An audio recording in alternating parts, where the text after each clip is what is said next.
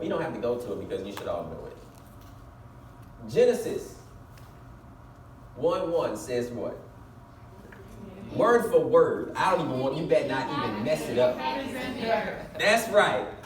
In the beginning, God created the heavens and the earth. The beginning, the genesis of everything, we see God being very specific. With the order of creation, we see him speaking life, creating things, creating life, creating this world, creating this atmosphere that we can live in and we can thrive in, being intentional with our design, being intentional with our purpose. We see the detail at the beginning of everything. And it's grand, right? Everything that we see, this glorious creation that God creates, we see that that is a grand creation. It starts out very well. It's good. As God says so, right? And so we see the detail that goes into the beginning of something. We see how glorious the beginning of something is. And then we also see something. Maybe it's going out. Might help you, Q. There we go. In Revelation 1:8. Revelation 1:8 says, I am the Alpha and the Omega, says the Lord, who is, who was, and who is to come, the Almighty. And if we see Revelation, that's great detail in the consummation of things. When God brings things to its completion. So the amount of detail that's on the front end is the same amount of detail that's on the back end. Amen? And God says, I am the Alpha and the Omega. Looking at the Greek alphabet, right? It's the Alpha and the Omega, the beginning and the end. I'm just as invested and I care about the details on the back end as I do in the beginning. God says, I'm not just about starting things, but I'm also about finishing what I start. In hindsight, when you're at the revelation of something, it's God saying, guess what? I was intentional in the beginning.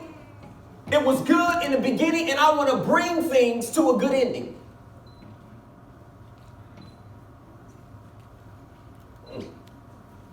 So God has bookended life. In the beginning, I created everything. Life starts with me. And guess what? The consummation of life, the consummation of this glorious creation, when I bring things to its finite or its finality, I'm there as well. It's bookended with me. I'm just as invested on the back end as I am in the beginning. I'm not just about starting something and letting it fade over time. But I want to make sure that things end well. And as we stand at the end of another year,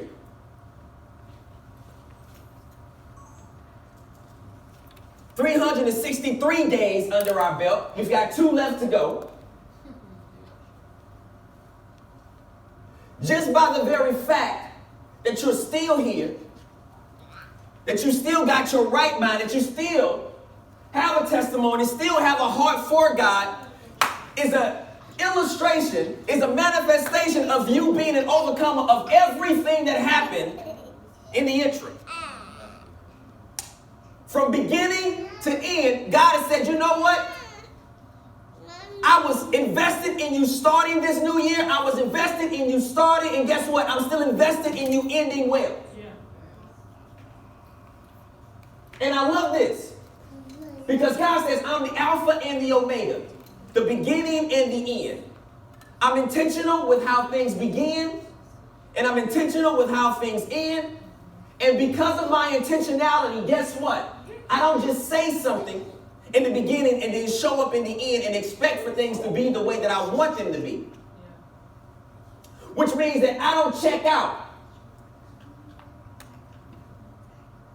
Isaiah says this, the virgin will be with child and will give birth to a son and will call him Emmanuel. What does Emmanuel mean? God with us. And that is comforting. Because there's a space, there's a gap there. If we have nothing in Isaiah, if we have nothing about God coming and dwelling among us, then it seems to be a gap.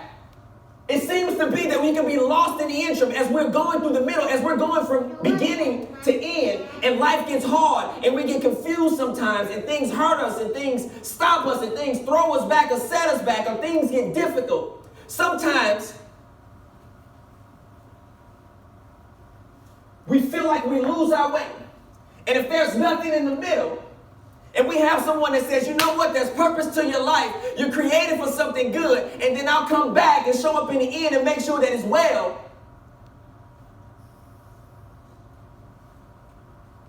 then that can be damaging. Because one could begin to say, you know what, God, you created me. You've given me this gift of life. And then you are coming back to save those who have put their hope and their faith in you, to take them to glory or what have you, when the consummation of things come.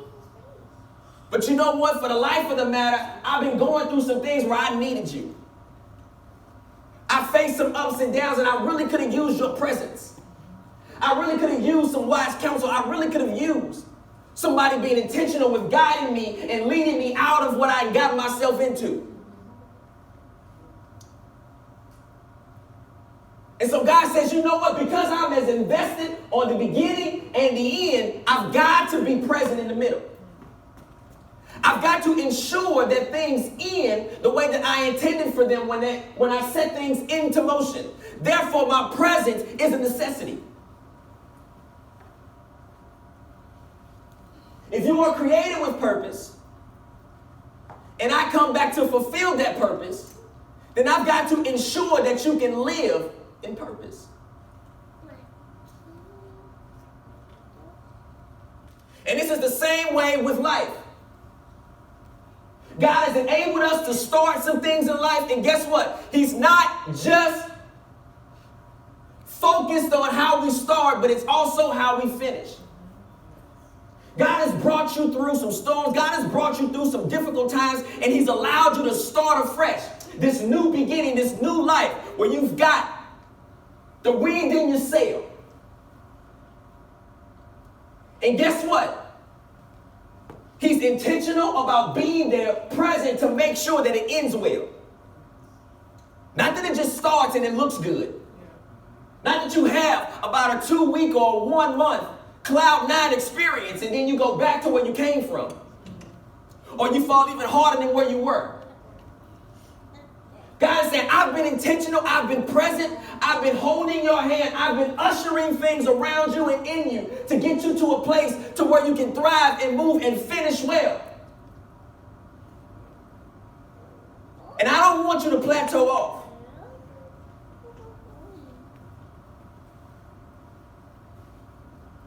I don't want you to fall back. I don't want you to regress. So I'm there every step of the way. I'm intentional. I'm holding your hand. The same God that brought you out of a situation that allowed you to get to this point to where you feel like you're strong again, where you've got a peace of mind, where you finally got your legs up under you, where you can make some strides. It's the same God who got you out, the same God. Hey, I don't want you to lose sight of me. Keep your hand in my hand so that you can end well.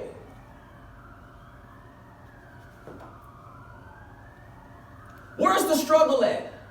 God created, God brings things to an end, but the fight is right here in the middle. As soon as Jesus was born, what? There was a hit out for him as an infant. Jesus came into this world ducking and dodging the enemy, ducking and dodging struggle, fighting. And we live our lives fighting, trying to keep afloat, trying to stay afloat. And God is saying, guess what? I've come and you can identify with me. I've lived, I've walked that journey. And so as you are trying to go from year to year, from day to day, from week to week, from month to month, understand that I've lived that life and you can hold to my hand. So guess what? Just as much As we needed his divinity, we also needed his humanity. He says, I know what it's like for everything to be stacked up against you. I know what it's like to feel like you've been born into a situation where it's two strikes against you. I know what it's like to have people who are close to you turn their backs on you. I know what it's like to have people who misunderstand you. I know what it's like to want to do something, know what you're supposed to do, but struggle with doing it. And this is life.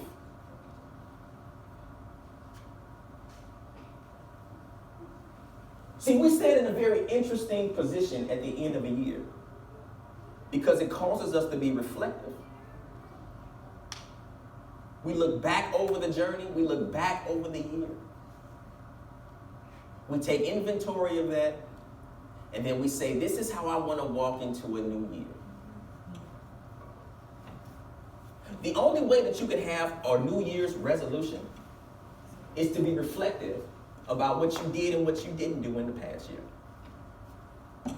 You don't make New Year's resolutions without a benchmark, without any context. You take an inventory of your life and you say, you know what, this is what I want to do. I didn't do it the way I should have done it in 2019 or 2018 or 2017 or what have you. But at the beginning of every year, that's what we do because we stand in an interesting position where we're taking inventory, we're being very reflective, but we're also facing the unknown. I know everything that's happened in this year.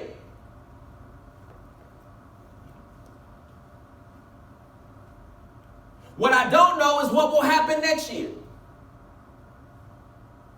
But I have an idea, I have a preference, I have a desire about how I want it to go.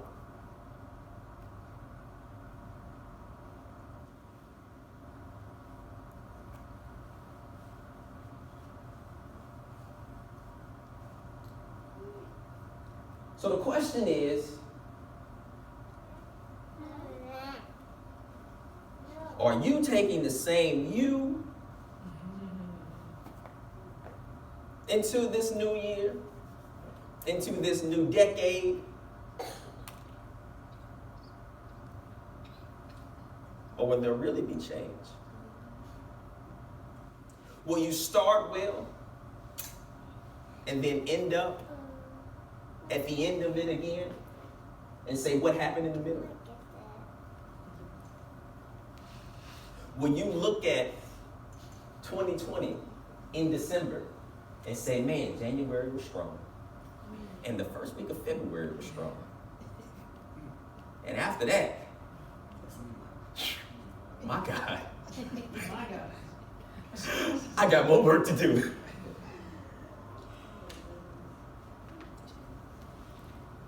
It's the middle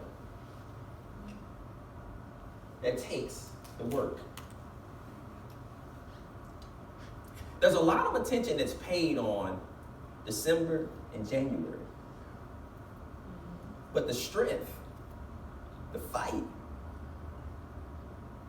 is February to November. From 2 to 11.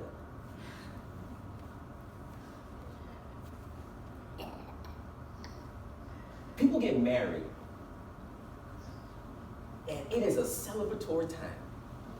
I mean, grinning from ear to ear. And it's a magnificent event. You plan a whole lot. It's glorious. It's pretty, right? All this planning that goes into it. But that's just the ceremony.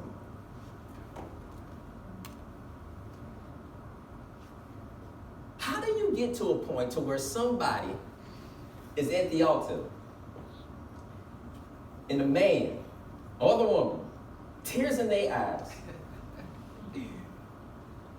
and as the officiator is reading those vows,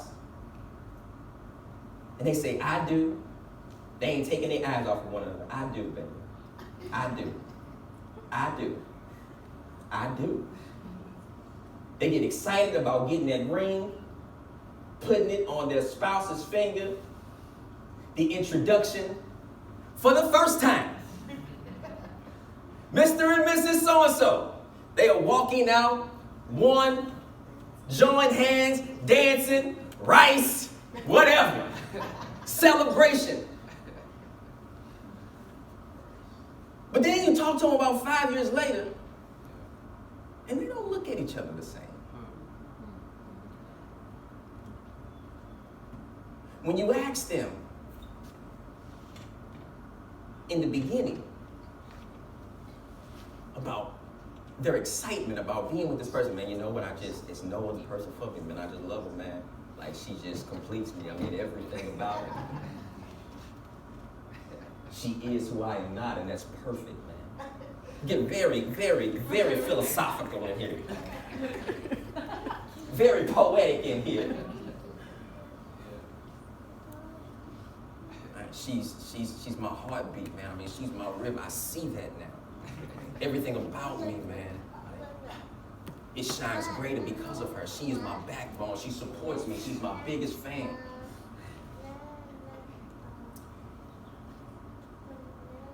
But in the middle, you stop talking like that. Somebody asks you 5 years in, I'm good. I ain't working, she all right. What y'all doing this anniversary? I don't know. Something. But what happened to the intentionality with the gifts and when you were courting her and how you just wanted to look in her eyes? Yeah, that's wore off. Why did it wear off? Life.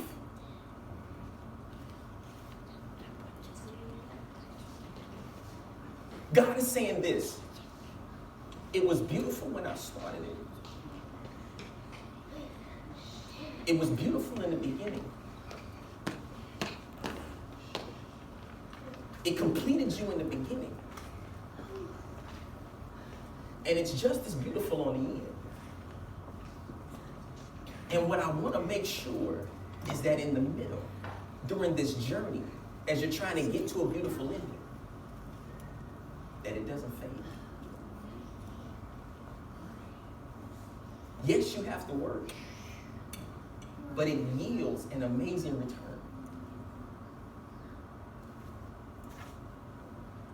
Yes, there's struggle, but if you keep your hand in my hand, you still win.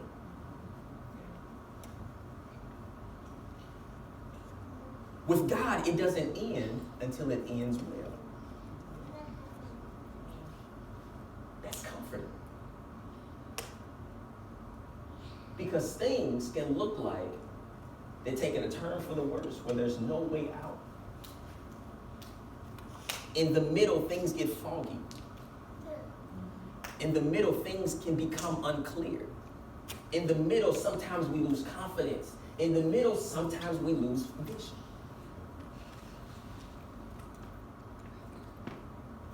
But God is saying that's par for the course, that's life.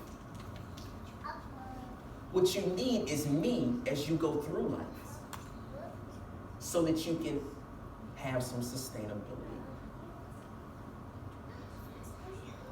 When people ask me, I'm 10 years into the game now. We about to celebrate our 10-year anniversary coming April 10th from 2010 to 2020, right? And I'm excited about that. I'm looking forward to it. But when people ask me, but just look at this. From the beginning to where we are now, right? Because I feel like we're still in the middle of things. But when people ask me about marriage, when people ask me, like, oh man, you know, I haven't seen you since the celebration. I ain't seen you since the Genesis of y'all, right? And when I speak to them, when I start talking about my wife, I'm still smiling, just like I was on that date. Whew, that's good, right? But look at this. But it's keeping our hand in God's hand. It's not that becoming one and doing life together has been easy. But our hand has been in God's hand so that we can end well, so that we can have some sustainability, so that things can still be blessed and we can enjoy that in the interim. God says, yes, I came that you may have life and have it more abundantly. I'm intentional about this life that you're living right now. People have to see how there's a transformative love and power with being associated and being in me. So you're living to reflect my goodness. You can't walk around here defeated, starting something, stopping something, never gaining any traction, never becoming who I intended for you to be when other people's lives and souls are dependent on yours if you are claimed to be with me.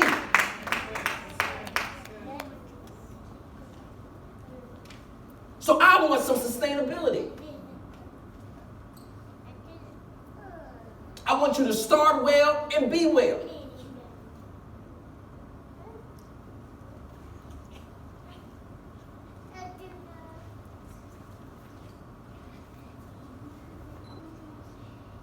That makes sense?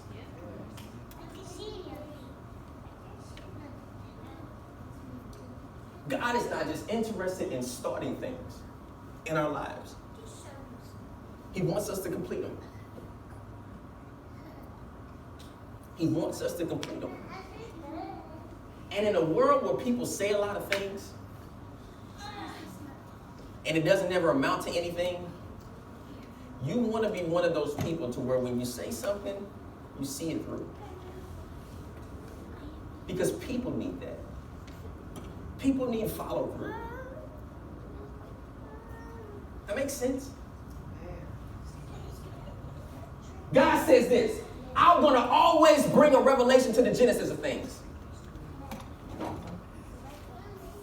I'm going to always bring things to its completion. I'm going to always bring things to a finality. I'm going to always bring things to an end, to that which I started. So guess what? I didn't just start you on this journey. I didn't just give you these resources. I didn't give you these powers to turn a new corner and to walk anew in life for you to go back. I'm interested in you completing that turn, walking this thing out, and bringing glory and honor to my name. I'm invested in your sustainability. That's why he came. God doesn't make grand statements and then be absent.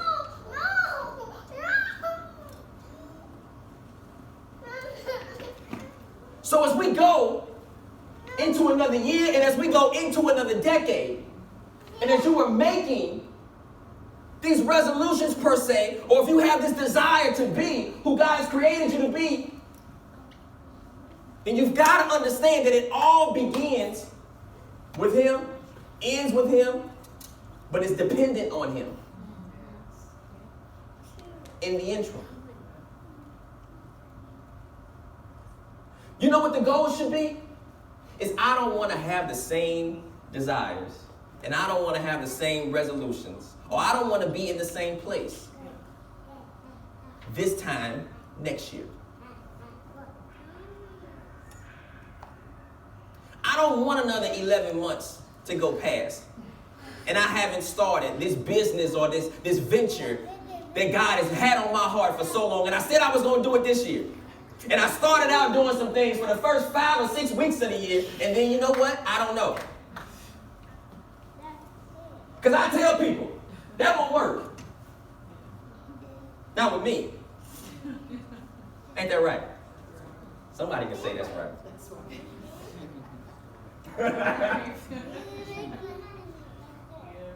I'm interested in us starting things. I'm interested in our sustainability. I'm interested in our growth. I'm interested in us finishing what we start well.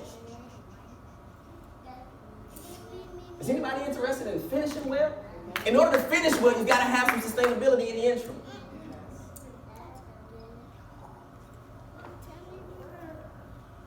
So what are we planning for? I start the year off.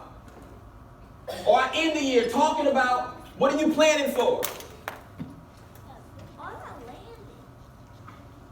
What are you planning for? Because vision without a plan is what? It's just fantasy.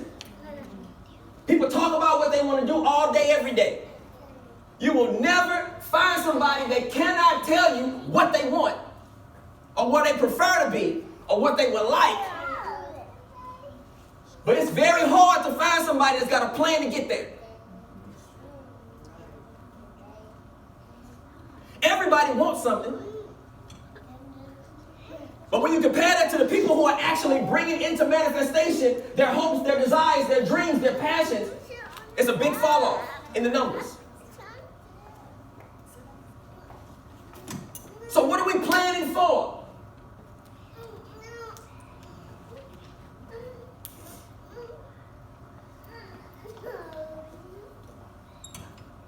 Because if you fail to plan, and we all know this, if we fail to plan, then we're planning to what? And I don't want failures.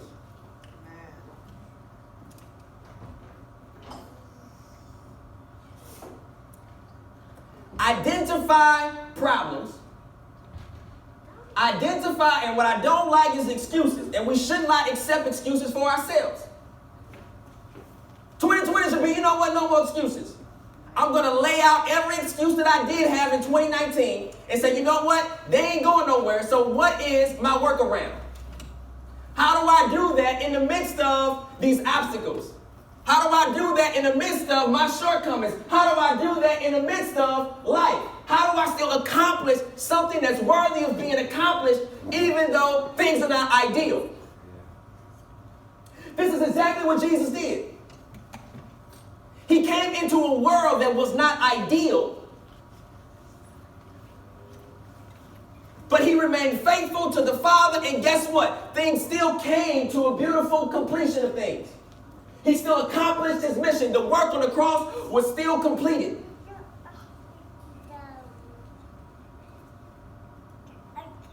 He had to walk alone sometimes. He was misunderstood. People who were closest to him, whose opinions carried a lot of weight, deserted him.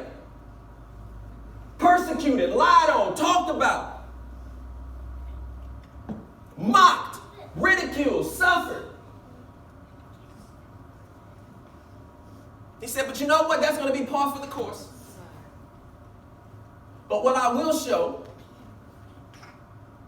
is the world that regardless of what the enemy throws against me to try to stop me or try to thwart God's plan, you're going to actually see who's got the power and who doesn't. And our life has to bring a testimony to people about who's got the power and who doesn't. Amen.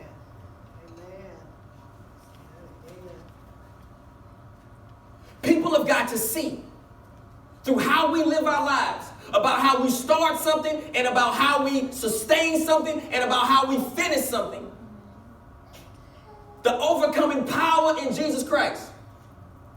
That regardless of what happens in life, regardless of the obstacles that we may face and may find ourselves up against, then guess what? We are more than conquerors. Our lives are supposed to sing those promises.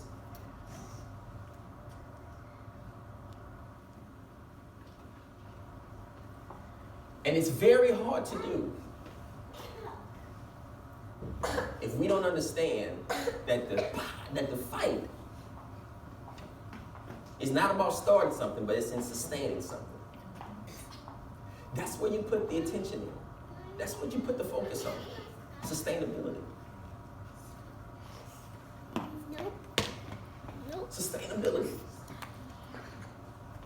I'm going to say this, and I'm going to close. People have what I call the what dilemma. The what dilemma, right? Wish I had it up there so I could show you visually, but it's the what dilemma. So, for instance, Jesus came into the world, right? But him coming wasn't enough. Him just being present wasn't enough. So, for the Son of Man did not come to be served, but he came to give his life as a ransom for many. He had to do something. Right? He couldn't just show up. That doesn't do anything. He doesn't accomplish anything by just showing up. Right? So watch this. He couldn't just come. He had to do some things. Now, why did he come? There was a need for redemption. There was a need for restoration. Right? There was a need for eternal life. There was a need for reestablished purpose. There was a need for victory, right? Therefore, a ransom had to be paid for those needs.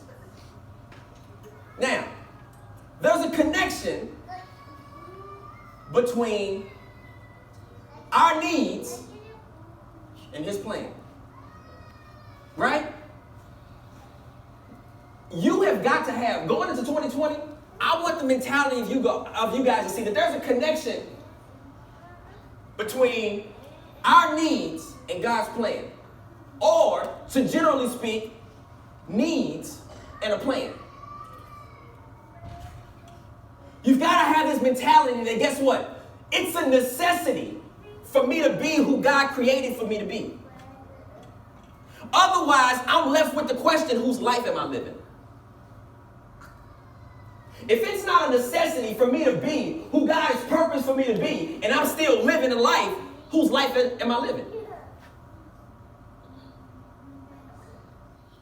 Therefore, I've got to be intentional about becoming and putting myself in position to be who God has created for me to be.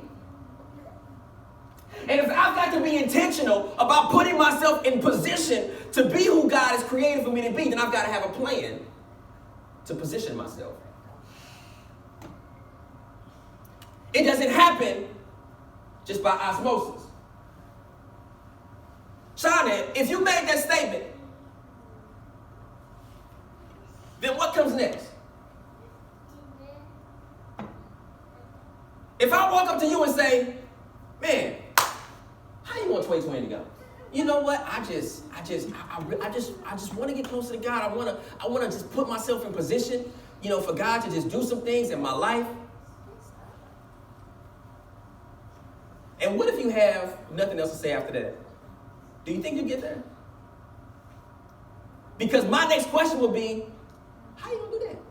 What are you going to do to put yourself in position? How does one begin to get closer to God? That's action. That's intentionality. That's a plan. Well, I'm looking at how I'm reevaluating how I spend time. I'm reevaluating or reevaluating the people that I hang around with.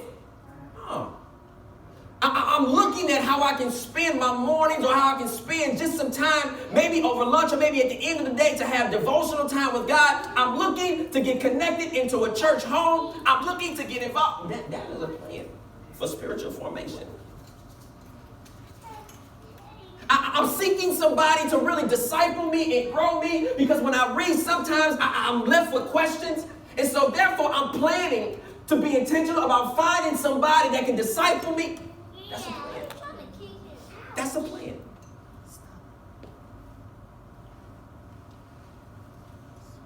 A lot of times people will tell you the want. They'll tell you the what.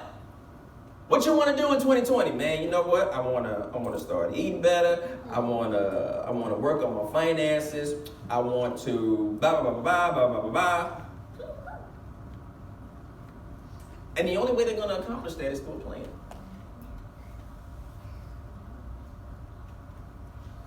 How are you going to do it?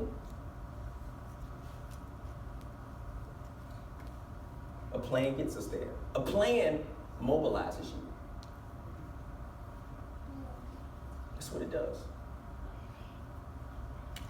And what I don't want us to do is to have a list of desires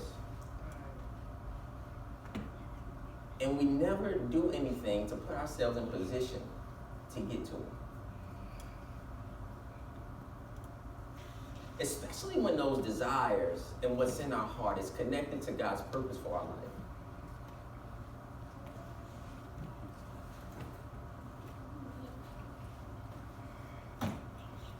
When you talk to people, they don't have a problem telling you what they want. That's the what. It's the how, it's the when, and it's the where that people struggle with. You want to figure out if people are being very intentional and if people are serious about what they want? Don't ask them the what. Ask them the how, the when, and the where.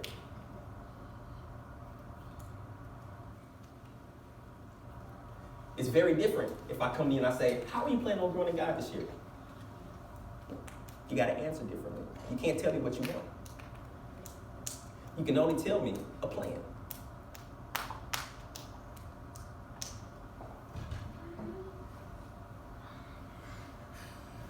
Quincy, how are you going to start that business this year? You can't tell me a what. You can only tell me a plan.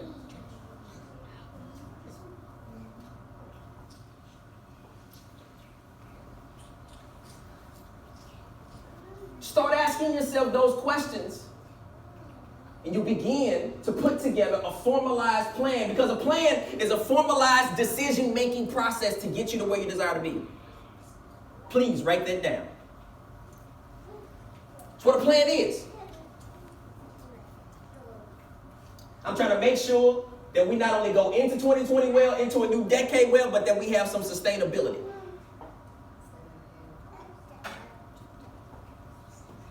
So a plan is a formalized decision-making process.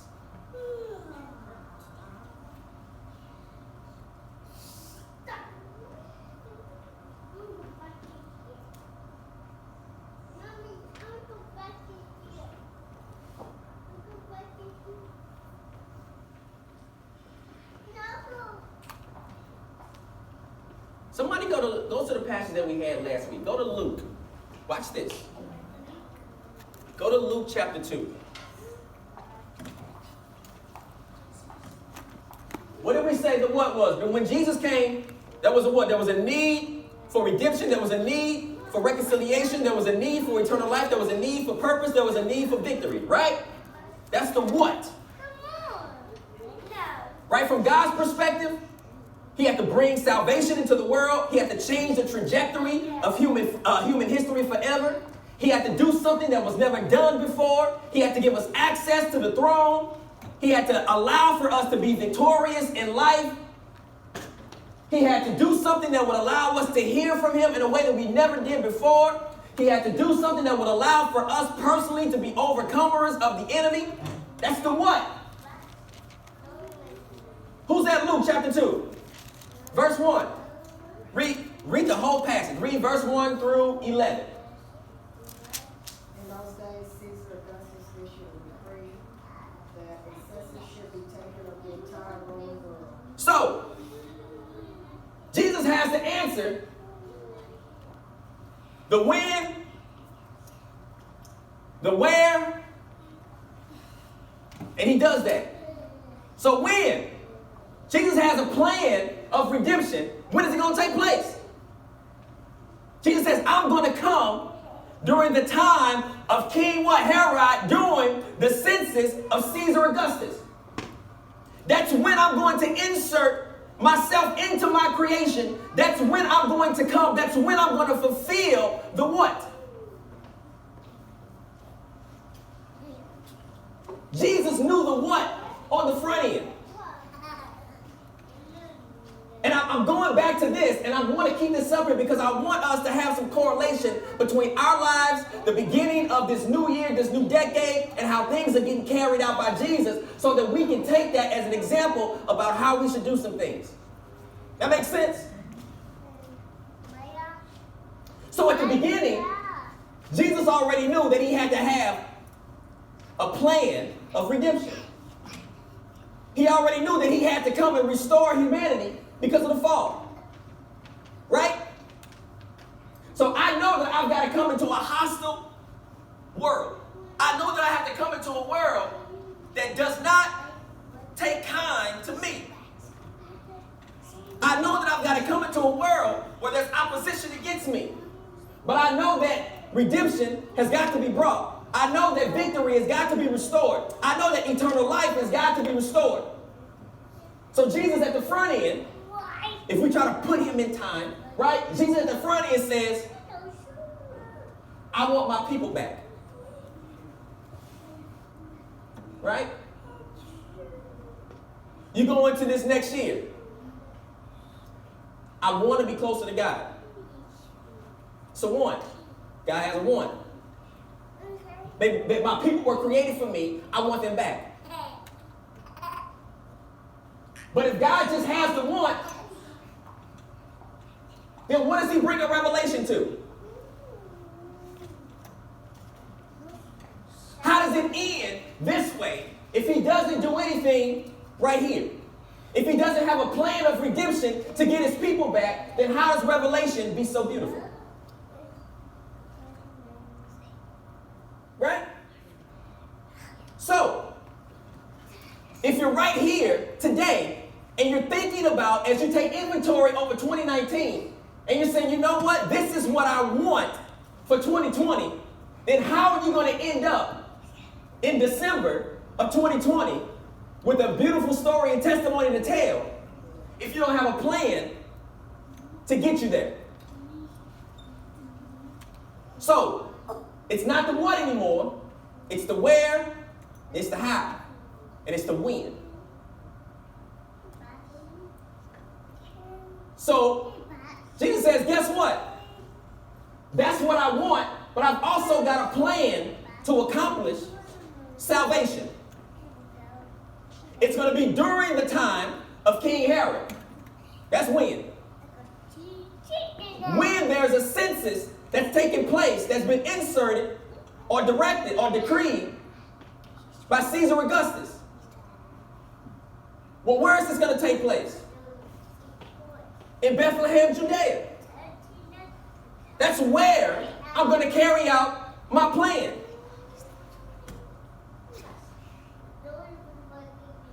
So if God does it, if Jesus does it, and it brings, and it yields some positive dividends, and it's a beautiful thing, then why not is it important for us? Make sense?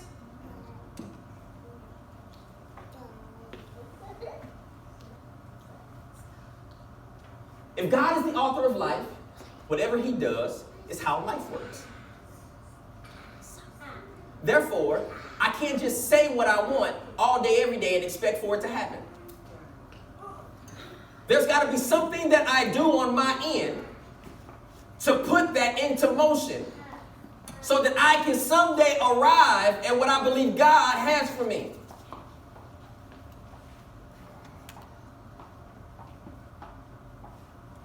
Now, this is the hard part. Jesus did not begin with the end. And this is what we have to take home. Jesus did not begin with the end. Even though his vision was huge, I want my people back. Oh man, that's big. I mean, you got to change the entire world. Yeah, that's a big one. I want to change the world. Really? Look at that. That's a big one. But he doesn't begin with the end. In order to get to the cross, right, and die, he had to live. And in order to live, he had to be born. And little baby Jesus, infant Jesus, looked nothing like the 33-year-old Jesus. He wasn't strong. He wasn't as self-supportive.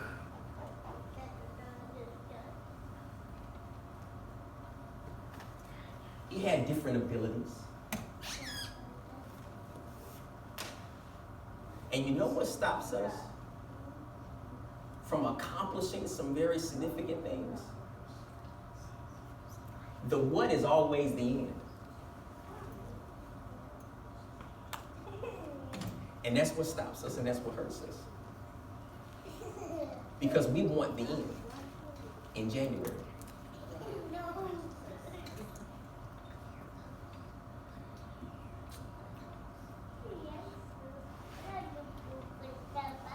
Is that some truth? We want the end in the beginning. And so a lot of times we discount the little baby steps, the little small things that seem to be insignificant in comparison to what we want ultimately And we never arrive at what we want ultimately because we don't understand the process of baby steps,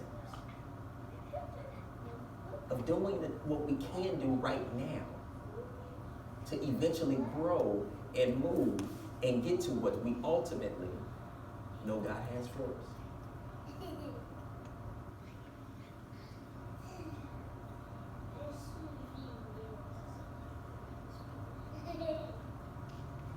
What we desire always looks different than how we have to start.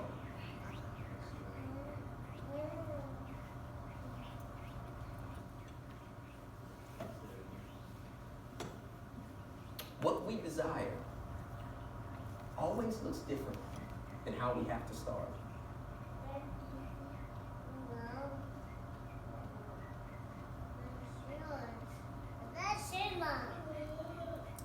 If Jesus had to start in seed formation, the creator of everything said, you know what? Even I am going to start in seed formation and grow into fulfilling my purpose and bringing things to a complete end or things to its finite consummation or what have you. Then that's how life works. And there's absolutely nothing wrong with those first steps that look nothing like the end result.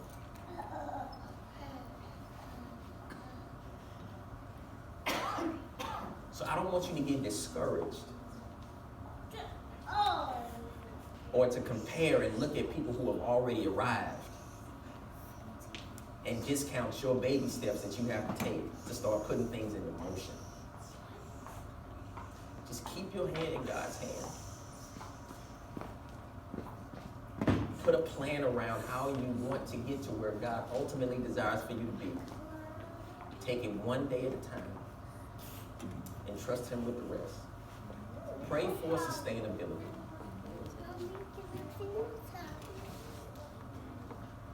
I talk to people a lot, and they're so excited about what God is doing in their life. But you know what we do over time? And people in my position, you know what? Sometimes we have to fight because we get conditioned to hearing good starts to say, man, I hope that they are ready for what comes. The struggle is rejoicing with people on the front end because you hear so many times the same thing, but there's no sustainability.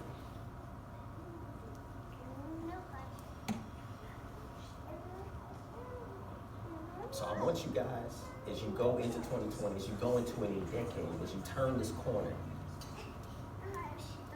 to pray for sustainability and be okay with things not looking like the end. Be okay with the process. Be okay with the journey. Be okay with the building blocks.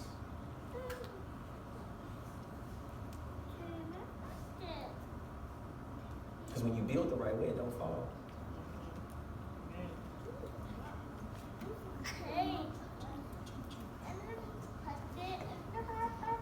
Amen. Amen. Amen.